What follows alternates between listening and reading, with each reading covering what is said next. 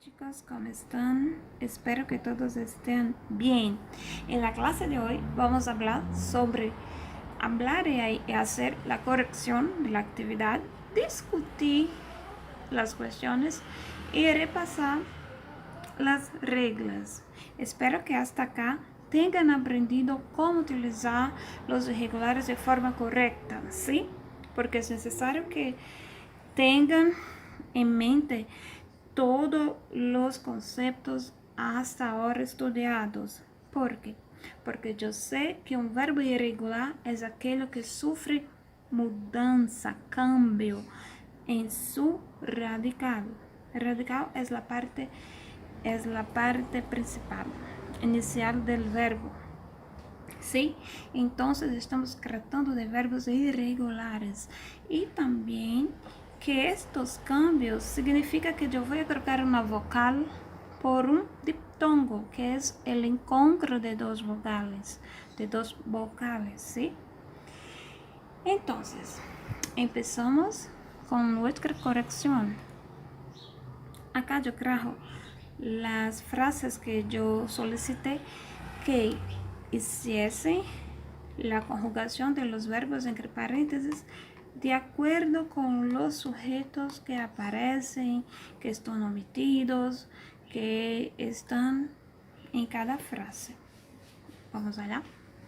En la primera frase yo tengo: nosotros nos despertamos a las 5 del lunes al viernes porque empezamos a trabajar muy temprano.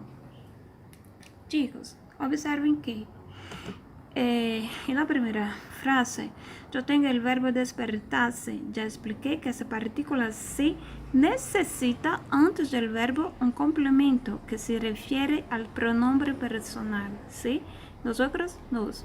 Ya tengo acá, saqué la partícula y encontré el complemento. Quedó el verbo despertar. Yo sé que los irregulares sufren cambio en el radical. Entonces, acá en esta frase no sufrió cambio porque me refiero al pronombre nosotros. Y nosotros y vosotros, la primera y segunda persona del plural, no sufren este tipo de cambio. Entonces el verbo quedará normal, no hay mudanza, no hay cambio, ¿sí? No quedará irregular como los otros. Letra B. Cuando no desayuno, no me siento muy bien. Mira que yo tengo acá el verbo original. Mira, la vocal E. Y yo saqué por un diptongo, que es el encuentro de dos vocales. I y E son dos vocales, entonces le llamamos de diptongo. Y ocurrió que ha sufrido esta irregularidad porque yo me refiero a primera persona. Yo me siento muy bien quando desayuno, quando tomo café da manhã. Quem não se sente bem, né, pessoal? Aquí, todas las mañanas, ella se encuentra com sua madre antes de la cena. Eu tenho o verbo encontrar, ó, tá vendo?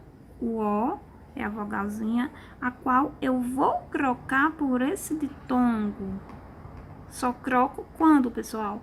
Quando eu estou falando da primeira pessoa, quando estou falando da segunda pessoa, quando estou falando da terceira pessoa, nesse caso ela, quando estou falando das terceiras pessoas do plural, somente. Aqui, assumo e gaseosa. Que prefere usted? Olha, o verbo preferir, eu coloquei aqui no radical, tá vendo? O é, eu coloquei por um ditongo e é. E eu coloquei porque usted também se refere à terceira pessoa do singular. Há necessidade de ter essa regularidade, tá certo? Senti, me muero de amor. Olha o verbo morir como ficou na primeira pessoa. Porque eu sei que é primeira pessoa. Olha a partícula, olha o complemento que se refere a mim, certo? Complemento, chamamos de pronome complemento pessoal. Numa frase, ele faz o papel do pronome pessoal eu, o que chamamos de sujeito oculto.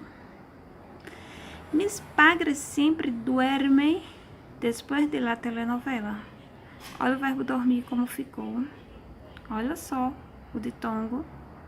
Las mujeres pueden ocupar los mismos puestos de trabajo que los hombres ocupan. Olha o verbo poder. Yo puedo, tú puedes, ele ou ela puede, nosotros podemos, vosotros podéis e eles ou elas podem, certo? Gente, estou sempre repetindo para que vocês não esqueçam, para que vocês não confundam. Eu não posso, sob hipótese alguma, fazer uma mudança dessas na primeira e na segunda pessoa do plural. Não posso, fica normal. Eu só posso fazer na primeira, segunda, terceira do singular e terceira do plural, tá certo? Essas trocas aqui. Aí, aquela pergunta que tinha no slide da atividade, temos aqui como ocorre a diptongação de verbos irregulares. Ocorre um cambio de uma vocal por um diptongo, pero solo en la primera, segunda, tercera persona del singular e la tercera persona del plural. Pronto, está feita a sua resposta.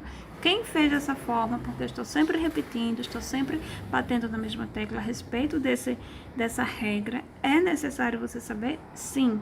Por quê? Porque se você começa a escrever ou falar de forma incorreta, sua oralidade, sua escrita não vai ter nexo.